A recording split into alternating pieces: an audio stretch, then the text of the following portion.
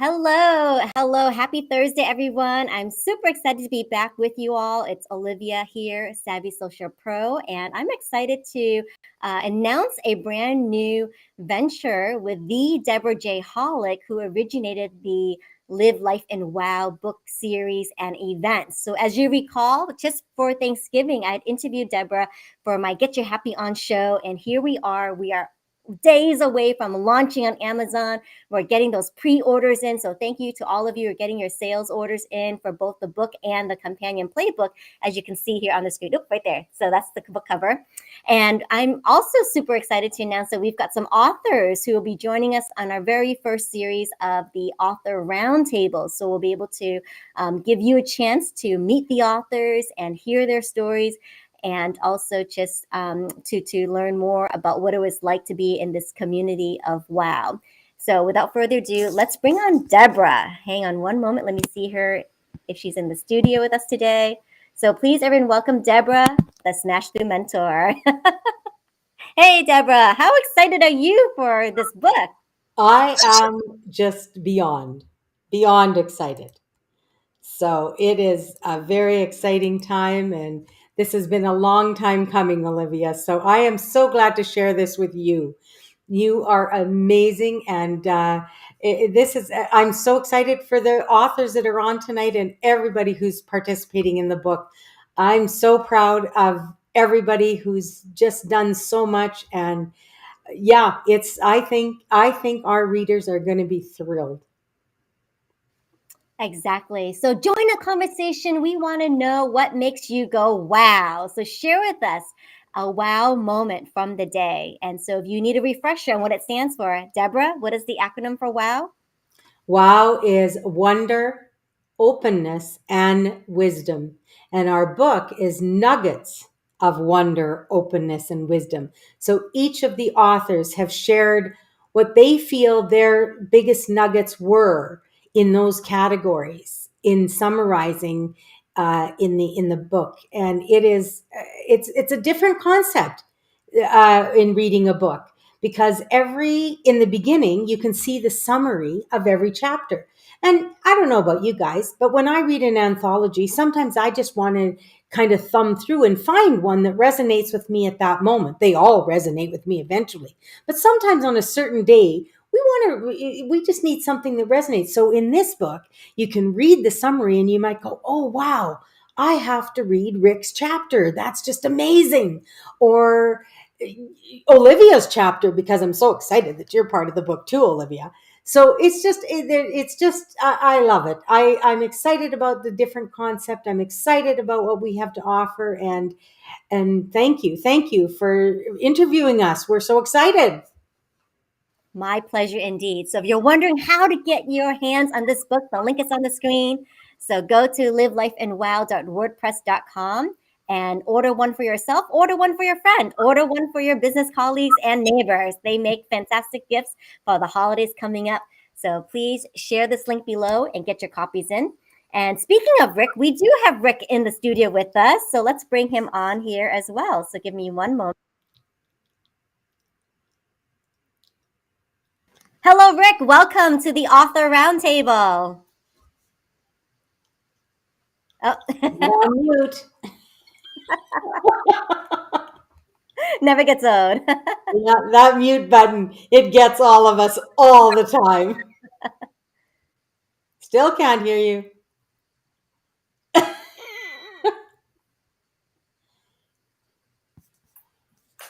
The M key did not work on the keyboard. I apologize. Hi, Olivia. Hi, Debora. What a great start. Hey, My chapter is all technology. about being muted out, you say, being quiet at certain times. Welcome, Ric. I am so thrilled to get to know you through this WOW community. And, I'd ask about, your background as a photographer, and you've got some beautiful pictures we're going to show here in just a few minutes. But, I'm really curious to hear about, the composition of your photos. And when I think about a picture is worth 1,000 words, it really is evident in your images. Well, thank you very much. Yeah. Photography and I'll add digital artistry as well. Subtle difference where I'm creating images from many. Fantastic. Awesome. And we've got a few more people here too. So let's bring up Tammy. Yay, Tammy. She's been on many live streams with me before. Welcome, Tammy. Hello, Olivia and Deborah. How are you? Very well. Very well. You're looking beautiful and radiant as ever. Thank you. Hi, Rick. Hi. Excellent. And are you excited for this book that's coming out? I am very, very excited. Yes, working on this project with Deborah it's been amazing. Thank you, Deborah. You're welcome, Tammy. Thank you for being a part of it. Tammy's story it'll have you with every emotion going. Same with Rick's, actually. Being the main author and, compiling all these stories, I have had the wonderful privilege of reading every one. And I'm telling you, I have been so moved just to read them. I've had tears and laughter and disgust with some of the people that have contributed to the woes. And I'm telling you, every emotion, and that's what I consider as a good read. It's like a good movie. If a good movie can take you to, from point A to point Z, and you felt a whole bunch of stuff in between, it's powerful. And I feel the exact same way about a story. And in stories, it's even better because we're imagining it. It's not somebody's given us a scene. We get to imagine it the way we see it. And I think that's powerful stuff. Yeah, Deborah and Tammy and I have a special relationship even prior because we were on the Cinderella monologues together, which seems just like yesterday. So this is book number 2 for you already this year alone, Tammy. It is. This is something very, very exciting. Something a year and a half ago, I thought it just wasn't on my list, but I'm very grateful that it is, and very grateful for you and Deborah and being able to be a part of something like this, to be able to get my story out and share with others. Fantastic. So more to come. We've got some behind the scenes photos that Tammy has been so gracious to share with us and giving us a peek inside her cancer journey. So stay tuned. You want to stay for this entire episode because we are launching things off. We want you to meet all these special authors of Live Life in WOW book. All right. We also got Teresa Brunner in the house. So welcome, Teresa. Ta-da! There she is. You're on mute. Rick is catching. We're going to blame it on Rick. Thank you for allowing me to be a part of the community here tonight. Today. And you brought along some teddy bear friends. I love them in the background there. I do. They are my buddies. And they speak to me. Fantastic. Wonderful. And I love the quote that you shared about how the teddy bear is a friend that you can always count on too. Excellent. And we've got one more author for today's roundtable, and that is Gina Vanderham. So let's all please welcome Gina. Hey there, Gina. Happy Thursday to you.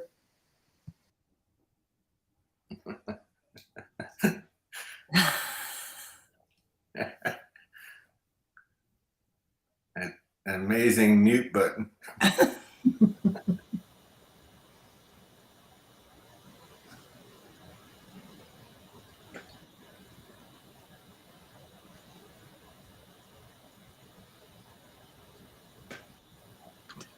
Oh dear. There you go. Olivia? Olivia's on mute. We can hear you, Gina. Yay. Oh, great. Welcome to, I know we're all in different time zones. We've got Pacific, East Coast, Mountain, and we all managed to come together. So I really appreciate all of your time. And, appreciate all of you for tuning in this morning and watching us live. And none of us are going to claim to be tech wizards except Olivia. Very true. I have to say, any author who works with me, this is your initiation, right? Technological initiation to get on Restream and learn this new platform with me. All right, so let's get started. I really, we had opened up earlier about, asking the audience to share their wow. I mean, this is a brand new concept that, and a movement too, Deborah. I mean, you are really calling this a wow movement, getting people to pause and reflect and think about those moments of their life, no matter how small, right? No matter how small, how ordinary may seem, there's still a wonder, there's still an openness and a wisdom that we can glean from that. I agree. That's the whole concept behind the WOW concept. And please join us on our Facebook group called The WOW Concept. We'd love to accept you into our group and invite your friends. So the whole premise behind it, Olivia, is people right now, people are in a lot of doom and gloom. I think we can all agree with that, or at least the majority. So the whole concept, and this was given to me. This didn't manifest from me. It was sort of what I like to call a download, and it was given to me that it was supposed to be events, and then our wonderful world changed, and we ended up with the pandemic or whatever anybody wants to call it, and here we were, and so we couldn't do group events, could we?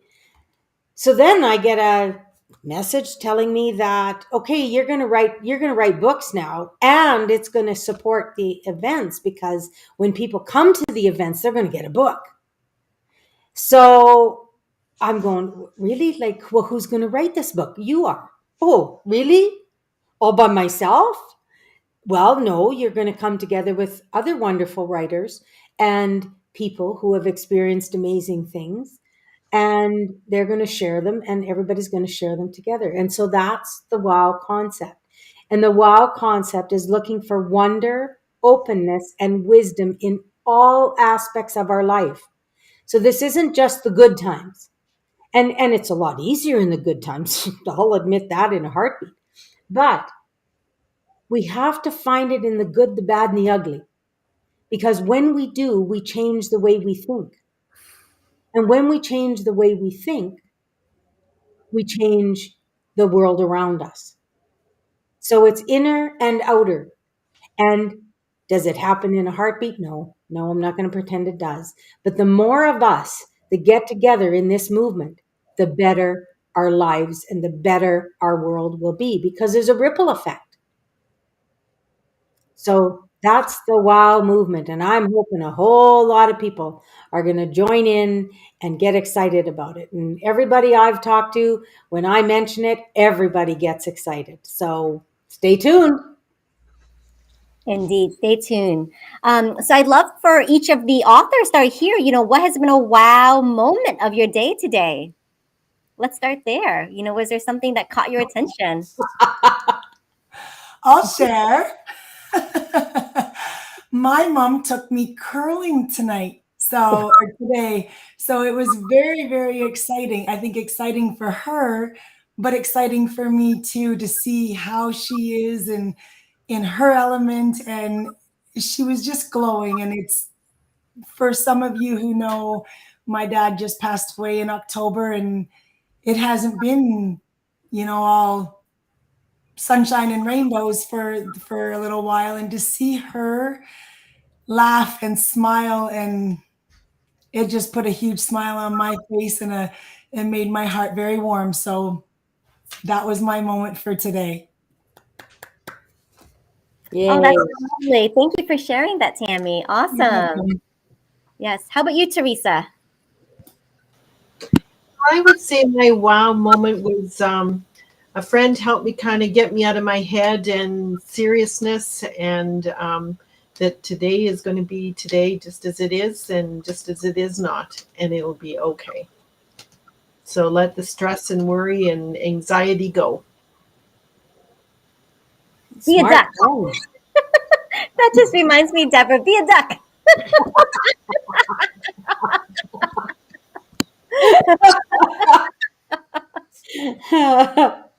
It's a little promo there for my chapter called "Just Be a Duck." Exactly. Yes. So it's a long running joke that Deborah and I have.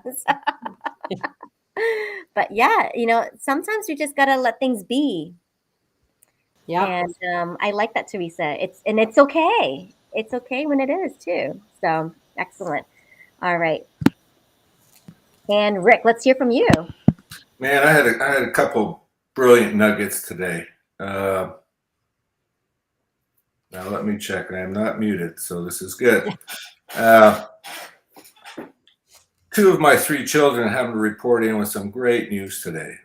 My daughter, who is married last year, is well in her well into her first pregnancy, and Oh, the test is really good. Now we've known for a little while, but she's got some things to watch out for, and right now everything is on the up and up. And I understand it's about the size of like a little flying squirrel right about now, so this is cool.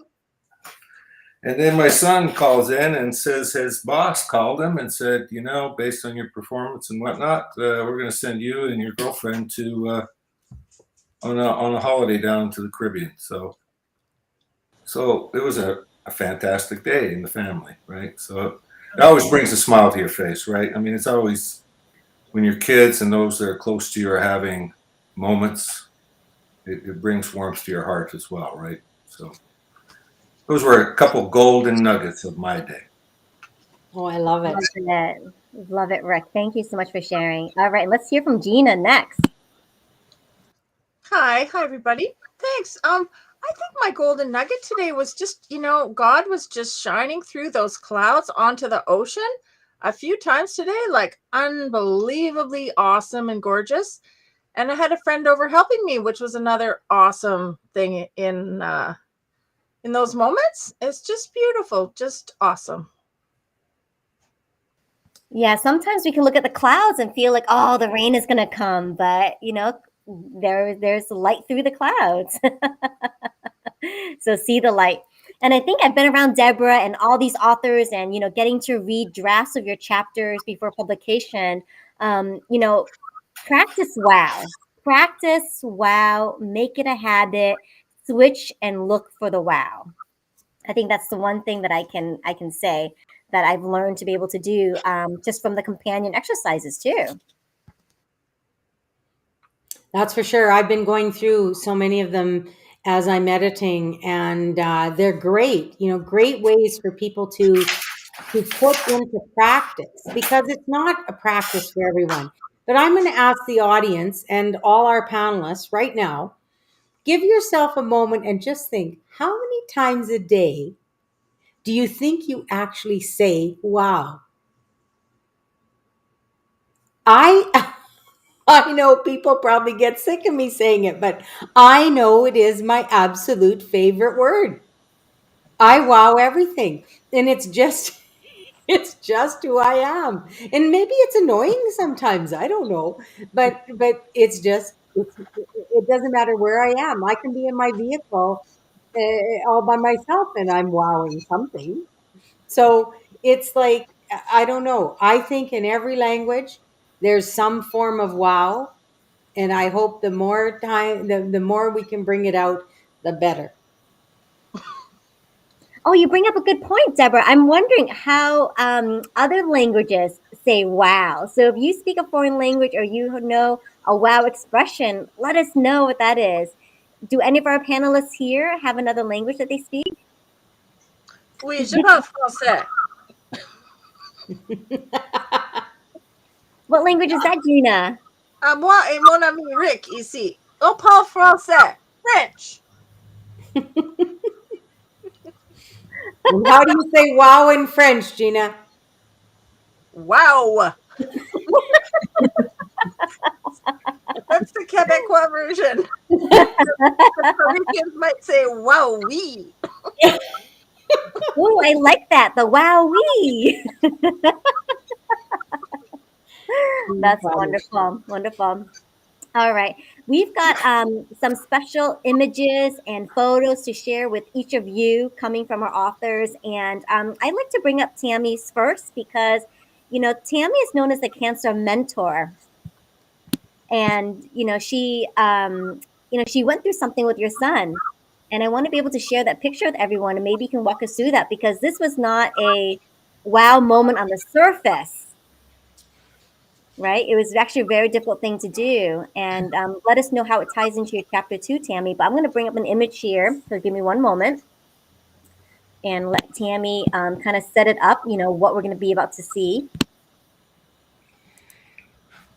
This was, I was able to come home between my treatments. I was diagnosed with 2 primary cancers, breast and rectal cancer.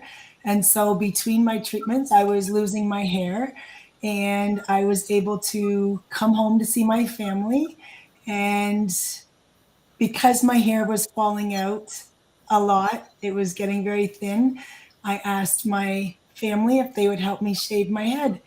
And so what you're going to see is my son cutting my ponytail, the hair that I had left, I put in a ponytail, and you're going to see him cutting it off. And then you're going to see me seeing myself for the first time with really short shaved head, like a military cut. And then I shaved my son's head as well. He wouldn't let me shave the beard though.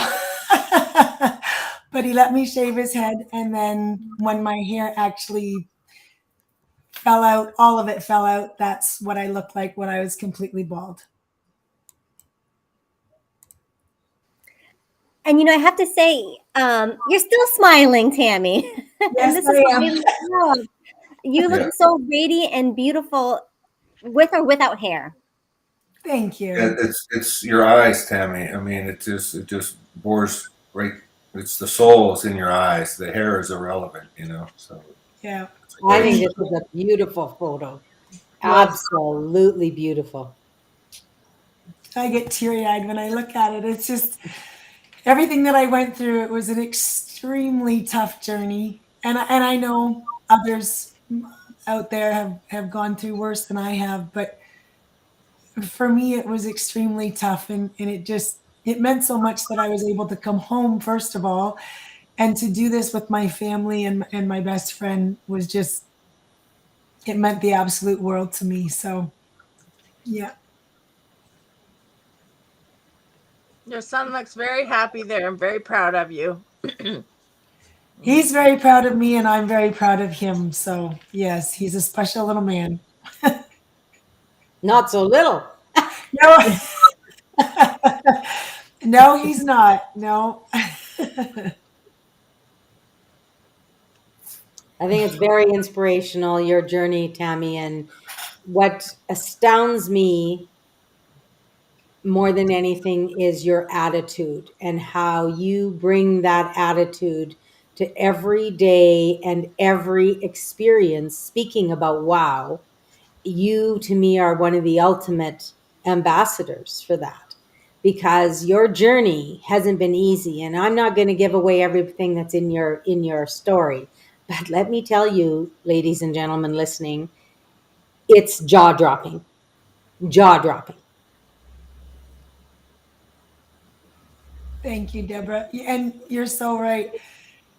A little while ago, I posted on my Instagram and Facebook saying that I was thankful and grateful that I was able to feel knots in this hair, because I haven't felt knots or tangles or tats or whatever you want to call them. I haven't felt that in over a year and a half. And I'll be very honest, there were times when I didn't know if I would ever feel something like that again going through this journey. So just to be able to be thankful and grateful and smile about having knots in my hair, that's my wow. That's my nugget. There you go. Thank you, Tammy, so much. And I love this just moment of mother-son solidarity. And it's so sweet to see this, to see the two of you together. So, I think I never get bored of your story. There's always something to learn. Thank you. Yeah. All right. Yeah, So for sure. thank you. Thank you. So next up, we've got Teresa. So Teresa, you've got a very interesting story too to share. So, go ahead and share with us a little bit about what prompted you to write your story for Live Life in WOW as I get ready for images? Well, initially I didn't think I had a story to share, and several people, Rick and Deborah included, thought I did have a big story, and it wasn't just about making teddy bears. It was about creating a heirloom, a keepsake, a legacy, as it were, of people who, in these cases, wore fur coats, and how important they were to people, and the memories that are associated with them, or the touch, or the smell, or the feel behind them all. And these ones are, well, I've got, most of them are fur coats behind me, but these ones are, one is faux fur, and the other one is a much loved quilt.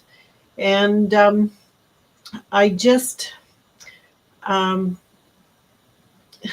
I don't know, I fell in love with making teddy bears. And so when I made the two brown bears, the owner of those bears, Sharon, was allergic to fur. And so these are faux fur ones, and they still mean lots to her. I had them for a few weeks while I was getting photographs made, and she felt her house was empty without them and naked. So, and then the patchwork one on the left is Patches, and he's from a much loved quilt. And so the quilt is, it was a crazy patch quilt, and it was well loved by lots of people. And after a while, when you hug and wash and carry your quilts around with you everywhere you go, they get a little worn and a little tattered. And so I was able to, cut around those pieces and make them into little teddy bears. So it's all about, like in Patch's case, it's like, oh my gosh, I had a dress that was made out of that, or oh, my mom's sweater was like that, or my auntie's apron was like that, or there's so many different things associated with fabric, right? And so, or oh, I made a swimsuit out of that fabric. Oh my gosh, there's so many things that, my dad's favorite shirt was that one, or oh yeah, that was the first skirt I made, and it was paisley, and it was the 70s, and I was so hot, and there's just so many different things that you can think of, right? And so it's about the special memories that people have. So I went to there's so many different bear stories that I could share. There's so many memories that are attached, and when I start talking to people, it's finding out what's happening behind the bear. Oh, this was my auntie's coat, and oh, she liked to do so many different things with the kids, and they went here, there, and everywhere. So there's always the story, and you can feel the love that the people have. And I had one customer who, her and her husband came in, and he says, I think this is the biggest mistake you making these teddy bears. And the bigger they are, the harder they fall, they say. And so when they came to pick up their teddy bears, he was crying. He said, I get it. I'm so glad you did this. And so, you just never know what memories or what buttons you're pushing, or special memories you're making for people. Everybody can relate to a teddy bear. I don't know. I just have lots of fun working with these guys. So. And it clearly shows. I mean, these bears alone have so much personality. I love the spectacles on one of the bears. You would notice that. Yes, absolutely. Yes. And it's so endearing too when I look at the patchwork quilt. It really is sort of like a memory bear. We hear about memory blankets, maybe helping older patients or patients who have cognitive decline or dementia. And this is something that's very tactile that they can use, right, to remember certain things and call up certain events or people. So very endearing. Well, speaking of, sorry to interrupt here, but Olivia, you bring up a good point about people with dementia or elderly people. Elderly people seem to really like stuffed animals. My dad, when he passed in 2016, I was holding his hand, and tucked in his arm was his teddy bear. And he passed with such a lovely smile on his face, but he had to have that teddy bear just tucked right there. He was 93 years old, and he wanted that teddy bear. Wow. Well, everybody can Teddy bear relate. that he had gotten for him when he had a hospital stay. So it kind of represented all of his kids. And so he, he was our stepdad, and he was wonderful. We all called him dad, and he had to have that teddy bear tucked in there nice and close to him. That really warms my heart, Deborah. Thanks for sharing that. You're welcome. This little guy's out of squirrel, believe it or not. Took me a long time to find out about what fur that was. Wow. I work closely with a furrier, and they are oh so generous, and they're always sharing information with me. So I was in a show recently, and this one fellow, it's mostly women that come up and chat with me, but this one guy, he came up and he says, oh, he said, you've got great furs here. He says, yeah, I know exactly what those ones are. And so this guy was on display, and I thought, well, this will be a test to see if he really does know. So I said, so what do you think this fur is? And he says, it's squirrel. Kind of like, why are you asking me such a silly question? And so another show I had been in, I did a kind of a contest, and I said, if you can name this type of fur, then I'll give you a prize, kind of thing. And this little kid, he was probably 12 or so, and I said, you have to think outside the box. You have to think of something really unusual. And he did come up with squirrel. So I was amazed about this little boy. So Now that's a wow. I had no idea that you could use squirrel fur for teddy bears. And it really made me start thinking about how, there's a lot of synthetic material out there, right, to manufacture children's toys. But you're using like very high, like very just exquisite fabrics. I can see the detail in this picture so clearly. yeah. So I've worked with some really unique furs. And I recently had a bobcat given to me, and I'm really excited to start working on that one, because I want to use the pattern that I designed for Sharon. I want to use that pattern because it's got the tracks of the bobcat, and then it has some links, the longer link fur. So you guys will have to keep watching to see what I create with that one. But I'm constantly learning new things about the different types of fur. But it's not always about the fur, it's about the memory behind it. And so I am going to be coming out in the new year with a new pattern. All of these, their legs and hands and head are jointed and they move. And this new pattern that I'm coming out with in the new year is going to be, they're not jointed, and so they're not going to have glass eyes like these guys do. And so you can just hug them and love them and squish them to death and make them out of any kind of fabric. So whether it's a bridal gown or a quilt, or your favorite jammies, or your dad's favorite shirts, or your grandma's favorite apron, it'll lend itself well to doing lots of things as a memory bear. So, but I must say, furs are my first love. I fell in love with working with furs. Beautiful, beautiful story, Teresa. Thank you so much for sharing. And speaking of beautiful images, we've also got Ric here. And Ric, I'd love for you just to talk to us about how you fell into photography and how you've made that, part of who you are. Because even just how you dress and appear today, you've got a very artistic element. So I wonder how it stands up in your work. It's an interesting progression, because the majority of my career, I'm an engineer by training and worked the energy sector, and most of that was internationally. And in the core, of course, during that time, there was always this idea of photography in the back of my head. And yes, I took a lot of pictures. Most of them were not very good. You know, kids growing up and all the travel we did. Regretfully now, I wish I would have knew how to take better pictures back then.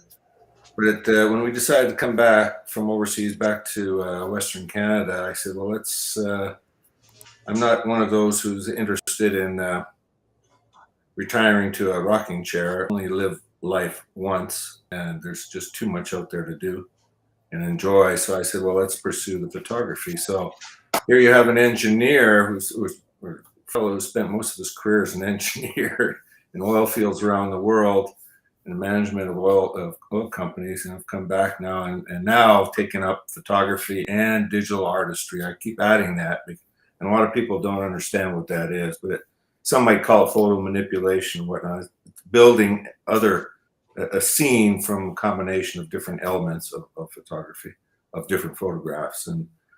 And so, yeah, I progressed a lot of self-study at first, then joining some groups. And today I'm a standing member, accredited member with the Professional Photographers of Canada, and my digital artistry has been featured in a number of publications. And I more recently was invited to put images forward for consideration for Team Canada and their entry into the World Photographic Cup, which is to be held next spring in Singapore. So we'll see if I make the team, but I've progressed to the point where they were approaching me to at least submit. So yes, it's come a long ways in the last 9 years, and it's a lot of fun. I mostly it's commercial work, but I do a lot of the digital artistry. So for example, this one you're looking at here, that barn was just down the road on a farm not far from the house here.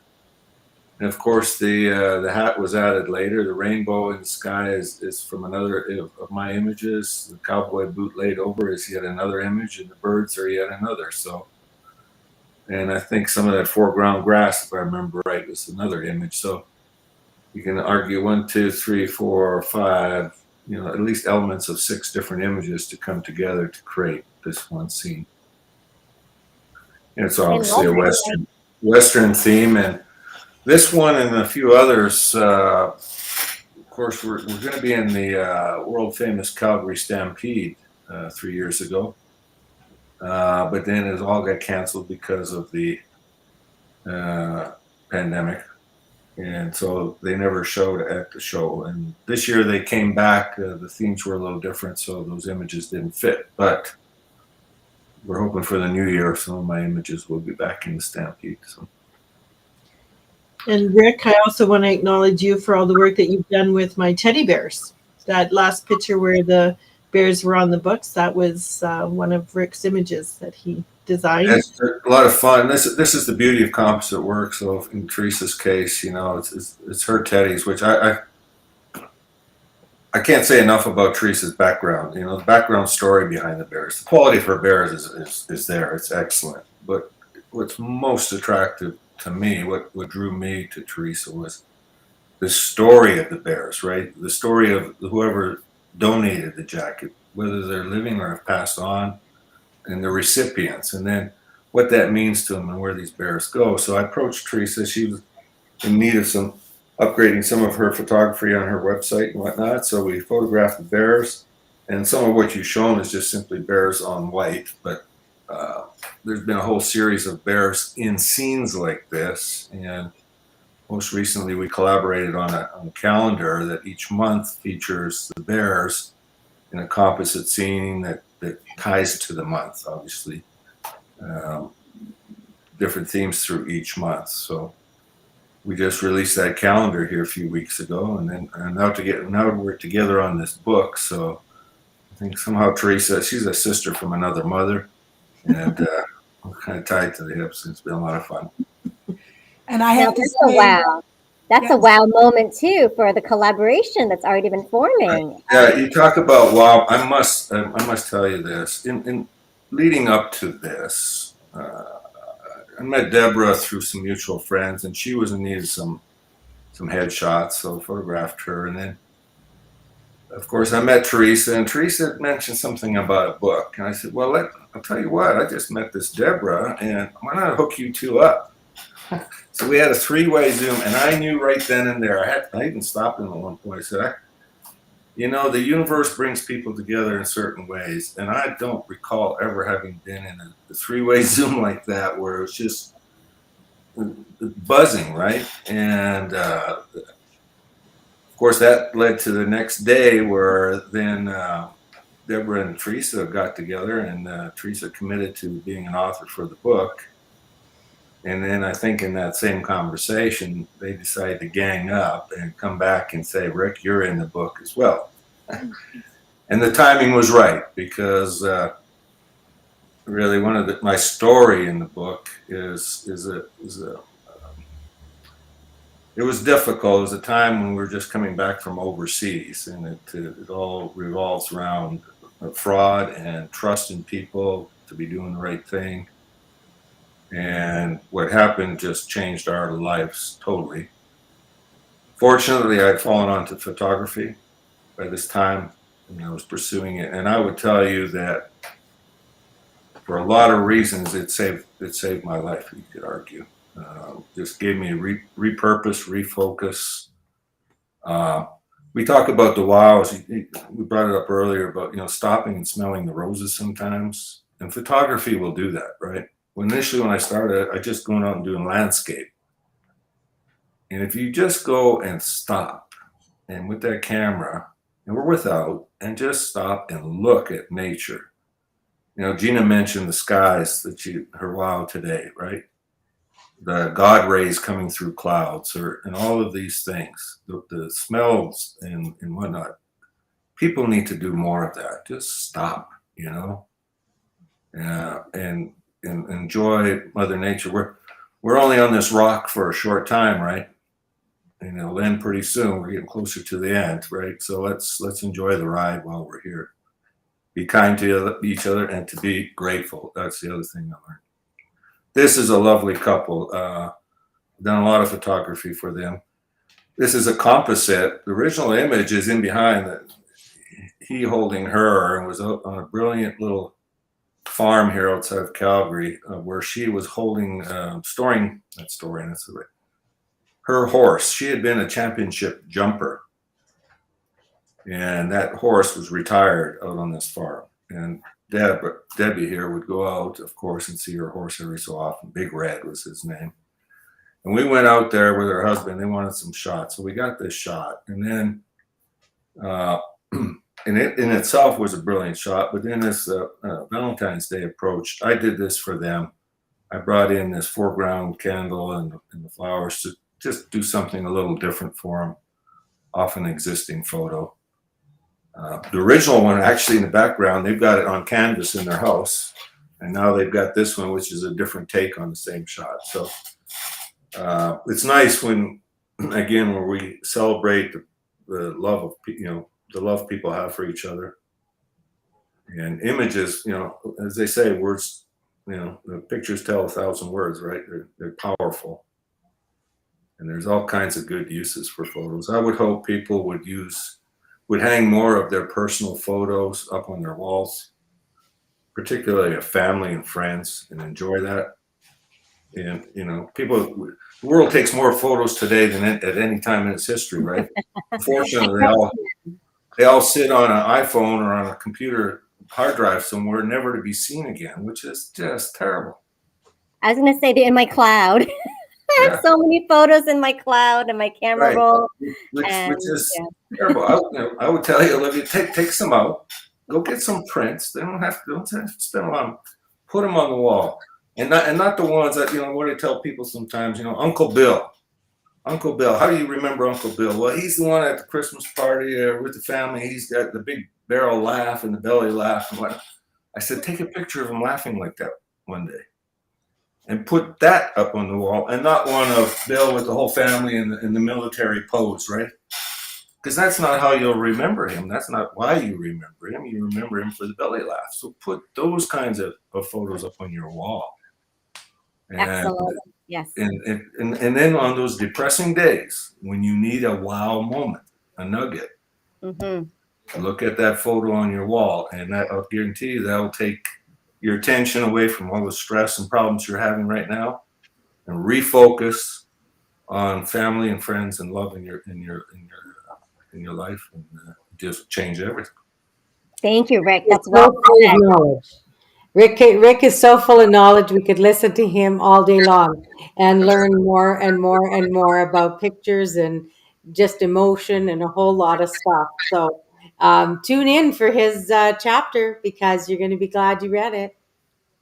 Exactly. And the link is on the screen once again for you to order your copy today. I mean, the reason why I wanted to get all the authors together for this roundtable, so that way you can get a preview of who they are, what they're all about, and be excited to read more about their chapter in the upcoming Live Life and Wow book.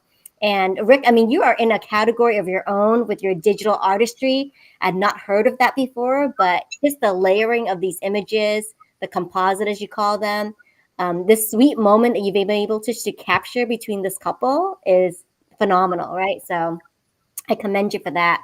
Thank you so much, Ric, for sharing that with us today. And we've got one more panelist here, Gina. So Gina, I'd love for you to talk about your unique life's journey. Sometimes we think about success as being like this supposedly linear path with different milestones or checkpoints we got to like cross, right? But your success has been like this squiggle. Not the typical one, right? Not there's the Sony commercial, right, where the guy gets his little job and then moves up and moves, you know. No, it wasn't my story. And yeah, it's like I got another life, really, Olivia. I got a recovery from alcoholism, which was killing me, and then I got a kind of a new lease on life from that, you know, and a closer walk with my higher power, and a different walk than I'd been walking. Yeah, and so I put this chapter in the book because I wanted to. I was in a lot of jobs on my way before I bottomed out from my addiction, and one was particularly funny. Some of them weren't so funny, but I was working at a job in Calgary, and I was a secretary, and I thought it was funny at the time, but it's not so funny. But I was doing reception work, and somebody called, and they asked for somebody, and I said, "Just a moment, I'll go see if I can find someone who cares." And the next minute, I knew I was out on my butt with my purse and my coat, and I got fired. And you know, if the boss had a few questions and had taken a, you know, just a little bit of interest and said, "Hey, Gina, you know, how are you doing these days? How's life?" Because it was I was going through some rough times, and my alcoholism was speeding up. And you know, I think that the workplace is a great place for people to intervene, because oftentimes their families fall by the wayside as our addiction speeds up and we get more estranged from people, and the people that do have access to us have a good in there, you know, to help somebody who's on a you know, a road going nowhere. And a lot of times people with alcoholism, like, I didn't know I had it really at the time, you know. You don't know what you don't know. And so I had some awakenings on the way there, like that one was a bit of one.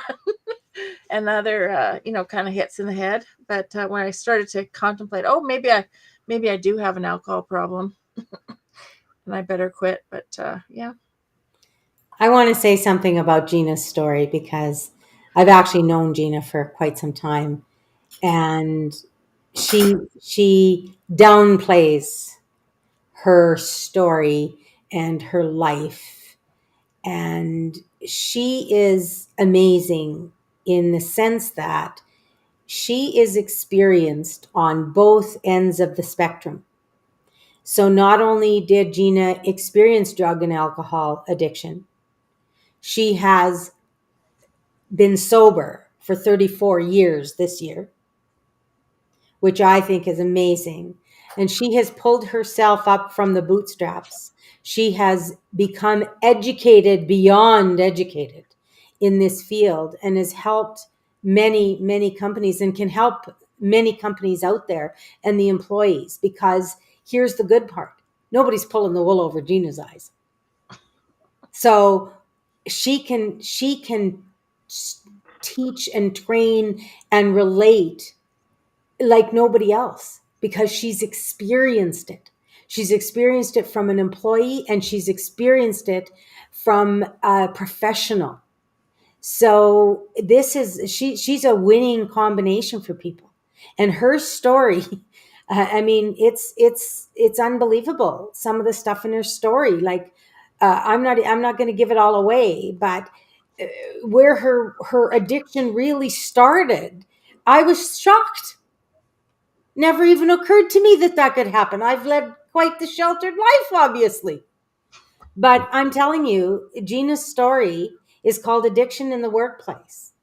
And it's something we all need to really take pause about, really. And if you're a manager, or you're an executive or a supervisor, you want to read this chapter, because some of the stuff that Gina shares in there, I certainly didn't know.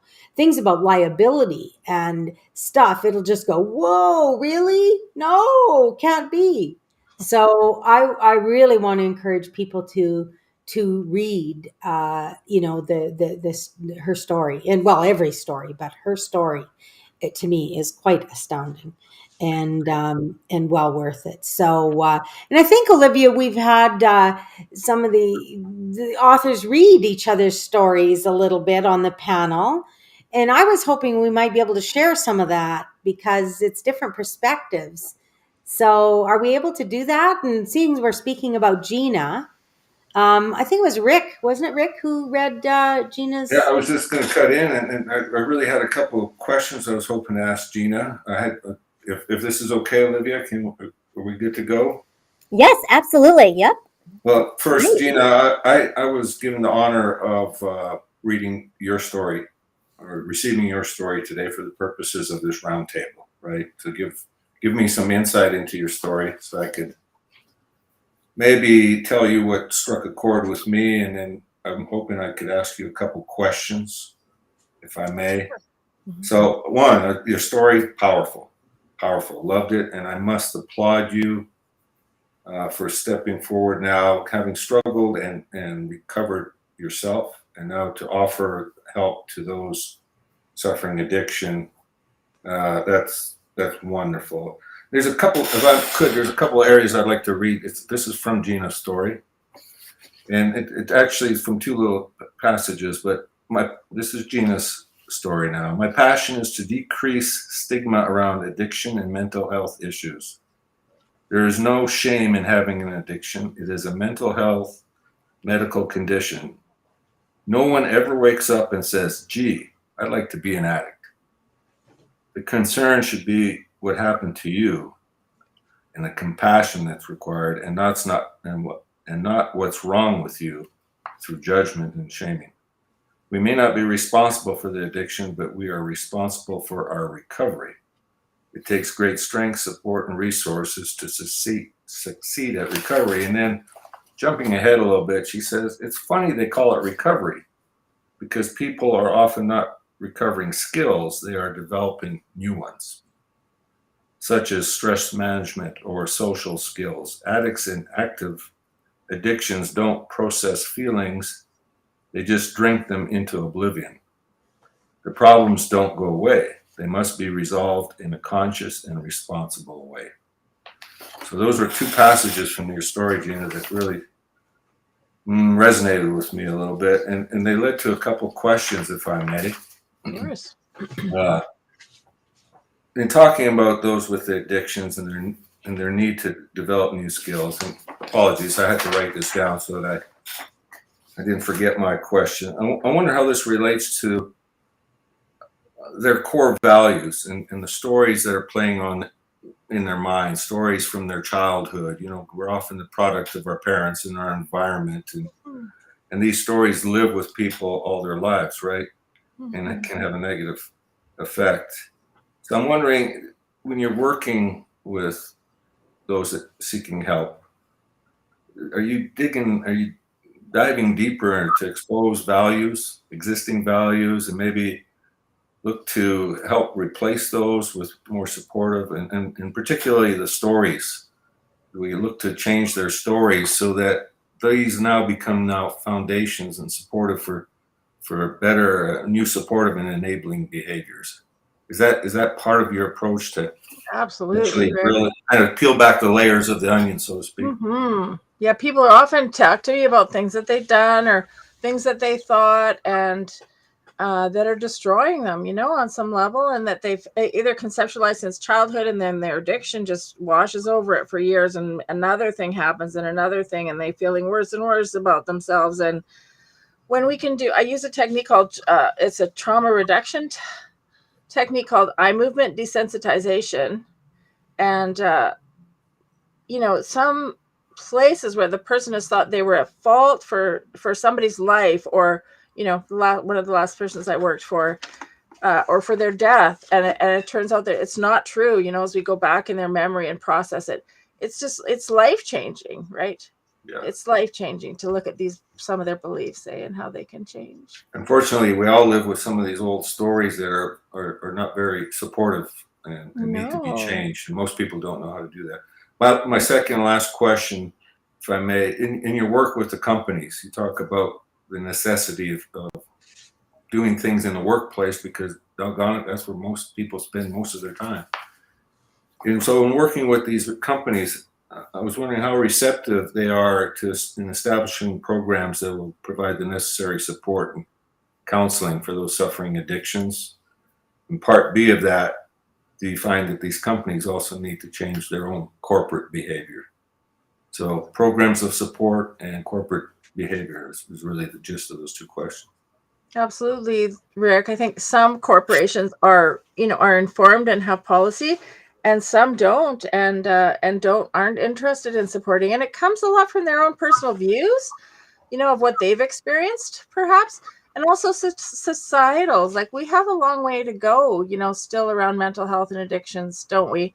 Like, when was it? Like I don't know how many years ago, when it was people were shackled to walls, in the what century was that, or they you're crazy, and the whole thing about it being a moral issue. Like, I think it only got diagnosed as a medical issue, or in about the 30s, I think so. Yeah, or might have even, I'm getting I'm a bit nervous, so I can't quite think of the date, but it was only called a medical issue, and before that it was not a medical issue. It was something was wrong with you, like you were seriously weird, you're crazy.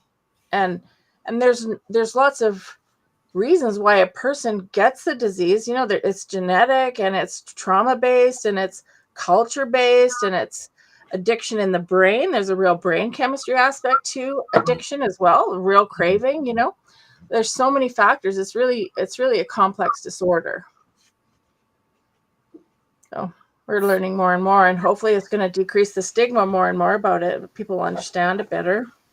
So what I think I heard there is there's probably a whole gambit then of companies, some that are very proactive and others who aren't doing anything, or certainly not enough. But some people are just firing people, Yeah. I'd like to encourage anybody who is watching, who might be an employee to an executive or business owner, to really seriously contemplate this issue from many, many aspects, but especially from the employee aspect. And in our playbook, Gina has a couple wonderful quizzes and questions that can help people really clarify. So I know we have to move on here, and we could talk about these wonderful subjects all day long, and we're going to talk more about them as we go forward in our roundtables and whatnot. But I know we have to move on. But if you are someone in any sort of situation like this, reach out to Gina. She's an expert in her field. like I say, both from experience and from an educational and a work experience for the people she's helped. So I think with that, Olivia, we need to move on, to our next story and the next person to read a little bit, because we've been here a while already and we could go on and on. It's going to be midnight and we're still going to be talking about our stories. Indeed. And I just want the audience, all of you watching, thank you so much for your time. And we've got 15 authors contributing to this book. And already from the panel that you've seen today, there's so much variety and so much that you can learn from all different types of fields and expertise. And I really love the way you've designed this book to encourage people to reach out to one another. There's contact information for each of the authors inside the book. That's why we have the companion playbook. They could actually go, what would it take to sit down with Gina for a consultation or a call? Do the exercises. You've got that in your hands, right? That's a good place to start to get yourself comfortable with the material, and then perhaps, schedule that call or have that meeting or have that dialogue in a safe and responsible way. So I really love the fact that you've encouraged the interaction between reader and writer. Well, that's what makes Live Life and Wow, I think, considerably different than other books and concepts out there. Is this isn't just somebody wrote this and they're somewhere wherever. These are real people who've lived real life and are wanting to do real help. Exactly. So exactly. that's a wow in itself. So who are we going to next? Yes, so let's have one more share, because we did this, behind the scenes, a chapter swap, which I thought was really fun. So we matched up different authors to do a chapter swap. So we'll do one more share, and that will wrap up our first segment. So how about if we were to do, Teresa, do you want to read the chapter that, or the segment out of the chapter that you read and who it was? And can't hear you. Got that mute thing going on. Got that mute thing happening. Well, for me, it was an honor and a privilege to read Tammy's story. And so it was so hard for me to kind of choose just one specific thing that you shared in your story, Tammy. And so I'm going to do a few excerpts, if that's all right with you. For sure. So in the middle of the afternoon at work in February of 2021, I received a phone call. The voice on the other end confirmed my worst fear as I was told these three little words no one ever wants to hear. You have cancer. And I'm sorry, I'm just really emotional right now because I just recently found out that a friend has got breast cancer. And so while I've sadly had several friends who've had to overcome and beat breast cancer, this is just really fresh in my mind today. So I can't imagine what that was like for you.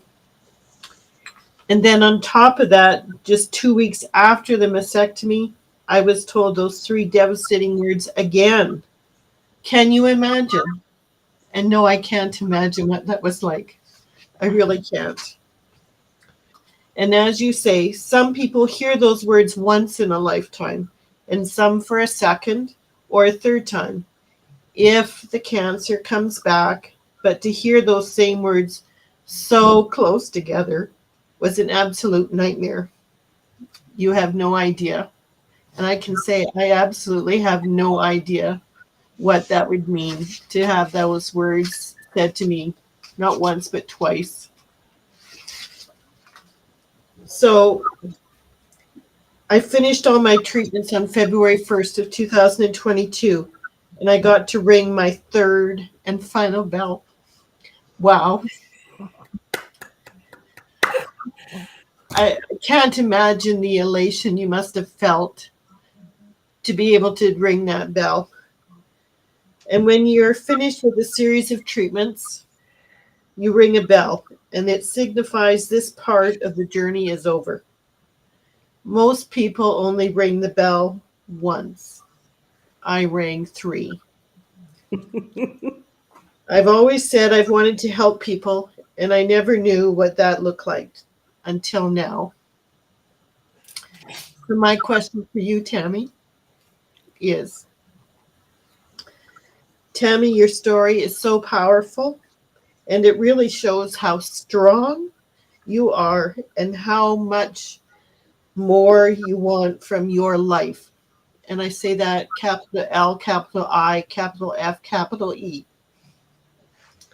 Can you tell us how you help others and what that looks like for you?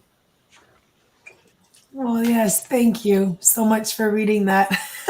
And it's hard to hear, even just coming from you, let alone having to live it.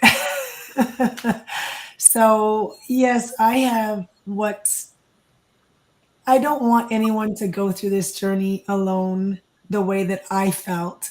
My family was so far away from me.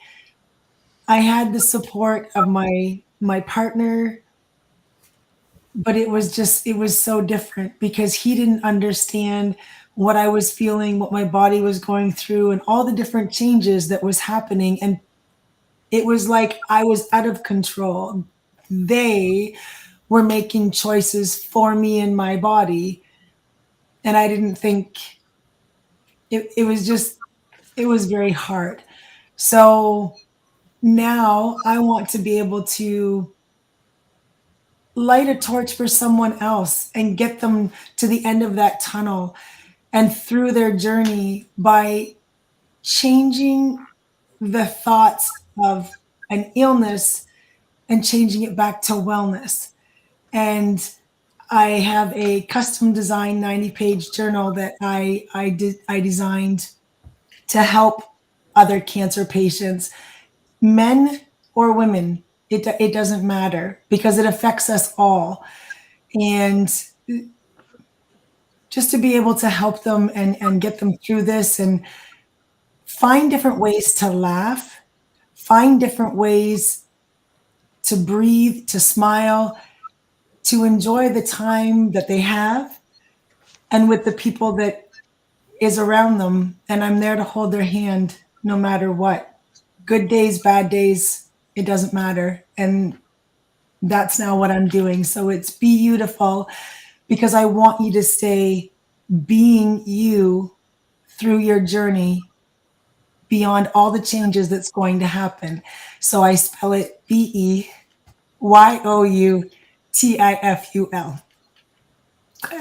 Sorry. Beautiful. All I can say, Tammy, is wow.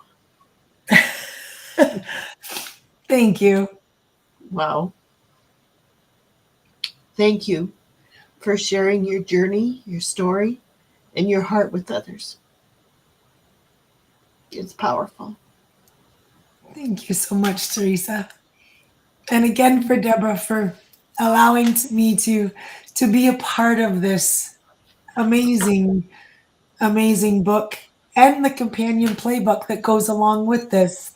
So I'm very excited for this whole movement.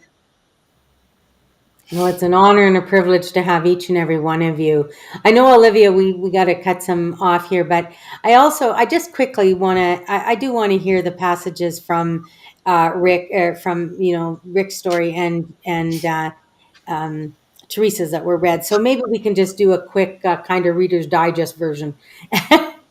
So that was powerful and wonderful, and I'm sure very relatable for a whole lot of people. And so who read Rick's story? I think it was Gina or Tammy. Sorry. I did. So yeah, so Tammy, would you just we might have to condense it a bit because I know that we're running short on time, and so if you can, I hope people will stay with us because I don't know, I think these stories are fascinating. So would you go ahead if that's okay with you, Olivia? Would you mind? No, let's go for it. Yes. I will condense it down a little bit. So first off, I have to say that the picture that is in this book it's stunning. It's breathtaking. It's raw. It's just, it's absolutely beautiful, Ric. So you need to get the book just to see this picture. And with as much traveling as you did, I think you said in the book it was 47 countries and 5 continents. I have a question for you real quick of what was the most memorable thing or thing that you saw or thing that you did? People. A good part of our time was in Egypt. So, and then other countries, often we were, we're the visitor. And the beauty was getting to know the people of the country, enjoying their country. And what you find is when you start talking to people, we're not all that different, no matter what culture, where we're from. There's the basic desires are all the same. Just give me an opportunity to work, to make some money, to feed my family, to support, to take health care. Those are the basics that apply throughout. So what I learned, and hence today, I tend not to watch the news because I find our news is rather biased. It doesn't really represent the people of the world as the way I know them from all the time I spent traveling. And so my takeaway from all that is people are just good. We're all alike, right? And if we stay away from the politics and the politicians, we could have such a wonderful world to live in, Yeah. Okay, one other quick thing. I'll be quick. I love how you say that it comes down to our thoughts and recognizing that we are not our thoughts. We are the controller of them. And that is so true. And yet a lot of people think it's the other way around. And I really, really like that statement. And one last thing is, I don't want to give too much away, but to have what happened to you and towards the end where you say, I have much to be grateful for, is very inspiring. And honestly, people, you need to get this book. You need to read his story, all of our stories, and to find out what happens. And when you have something like this happen and you can forgive and go beyond and be grateful for what has happened. Just like me in my story, I never would have met any of you had I not gone through this.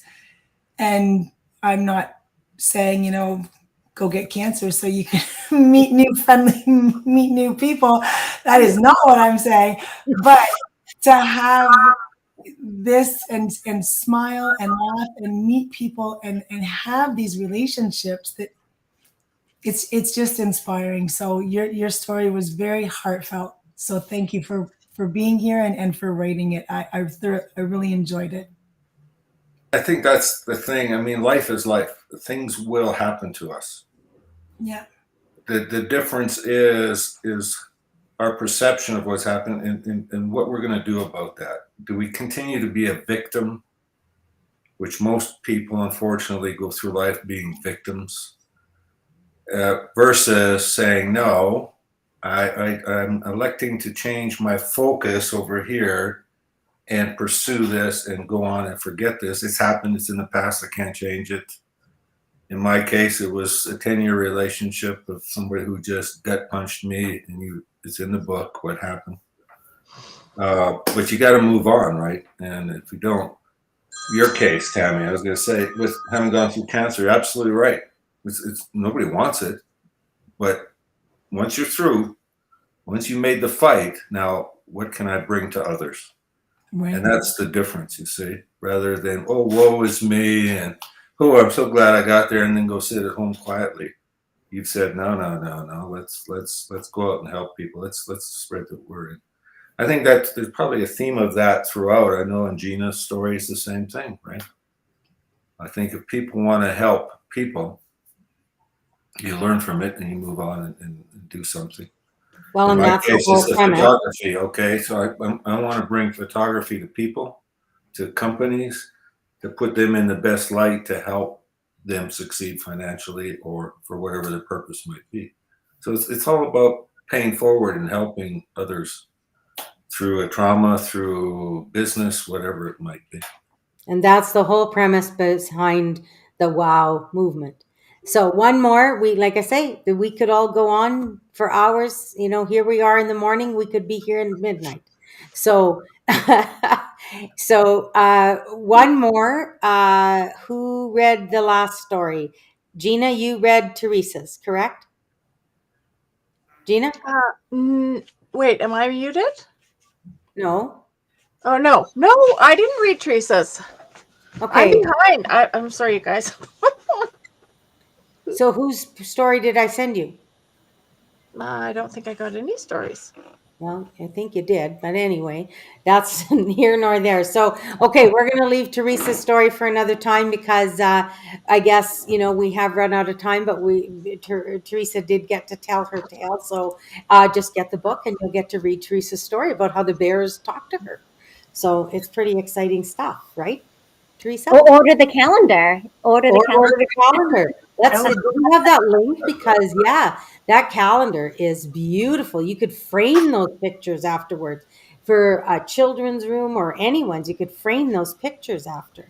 Once the year is done, it's just you know, Ric's images by Ric and Teresa's bears, teddymybear.com and imagesbyric.com. So yeah, let's do that. So I just have to say I have that calendar. I was very fortunate to be able to meet Teresa in person, and I purchased the calendar, and it is wow. it is stunning, and the bears have the themes of the month in that, and it's just taking the bears and then taking Ric's photography and what he can it's just, you have to get the calendar as well too. Just go do it. What's your favorite month, Tammy? When you see these bears, they have personality. Don't They think do. these bears just live on the picture because they come out and talk to you too. Do you know, the Ric, you just asked which one's my favorite, and I have to say November 11th. That one, it was just, I wasn't expecting that when I flipped the calendar and I saw that bear, and the scenery in the background that you have is just, it's every single month is touching, it's moving, it's beautiful, the colors and the bears. But for me, it was November that got me. It's just beautiful. Yeah. And before we go here, I want to give a little shout out to Olivia because she's not just our facilitator. She too is one of the authors in our book. And her story is very lighthearted, but yet has a very powerful message about branding. But her story is about how her wonderful glasses found her. And we talk about Teresa's teddy bears finding her. Well, Olivia's glasses found her. And I'm not going to say too much more about it, except that it too is a powerful story. It's a powerful story about standing up and showing up. It's a powerful story about deciding who you're going to be and how you're going to get there, and the tribulations will go along with that, as well as some fun. So I think on that note, we're going to kind of leave it because my goodness, we like I say, we could be here till midnight tonight. We're here in the morning. We'll be having lunch, dinner, and snacks. So let's move it on, and please stay tuned for the next one coming up. When, Olivia? Yes, so Thursdays. I think Thursdays will continue our author roundtables with another panel of authors. So just tune in to our Facebook page. So you've not signed up yet. This is our public forum page. It's the WOW movement. So we will be streaming all these interviews in the Facebook group. So go ahead and join so you can catch up on every single author, every single discussion. And, you know, a thought just came to me. Why not have a cancer bear for cancer patients? Wow. Oh my God, that's a wow. Everybody say Yes. wow. Wow. And I think in the future, Teresa, I might just commission a bear for you, a bear from you with heart glasses, because I would want my own bear with heart glasses. Yes. Well, my big bear, I put glasses on several of them actually. So absolutely. And we'll have them set up in a studio atmosphere. You know, work in a studio. With the headset. Yeah. Yes. Okay, it's done. It's done. And Rick, something that stood out for me just now is you were talking about how the universe has a way of bringing things together, bringing people together. I definitely feel that with everybody, how they've come into their own, with the glasses, how they find me. It's really all gifts from the universe, and it's up to us how we are going to receive that gift. Not reject it, not ignore it, but really full on receive that gift. So I love that quote that you shared. Everything is out there that we need. It's just most of us aren't prepared enough to receive it, right? We're looking elsewhere when really the garden of flowers is always there, always been there. We just don't know how to pick the flowers. We don't know how to prepare ourselves to do it. I tell you, I am amongst wise, wise company and proud to be here. So I think, Olivia, we really do have to say good morning, good afternoon, wherever we're at now. And I think we have to kind of let the people go and do what they need to do. Yes, so tune in again Thursdays at 1:30 p.m. Eastern for the next segment of the Author Roundtables. And please join our Facebook group, The WOW Concept. And once again, please buy the book. And we've got a very special offer going on right now. If you do the book and companion playbook, it's a super bundle for $29.97. So go ahead. The link is on the screen. Go ahead and make those purchases today. Shipping and handling is included with this price, and it's both for US and Canada. So awesome major savings just for you there. So we're going to close out with our outro clip, and we'll see you again soon. Have a good night, everyone. Have a great day. Thanks for being Bye. here. Thanks. Bye. All right. Bye. Bye.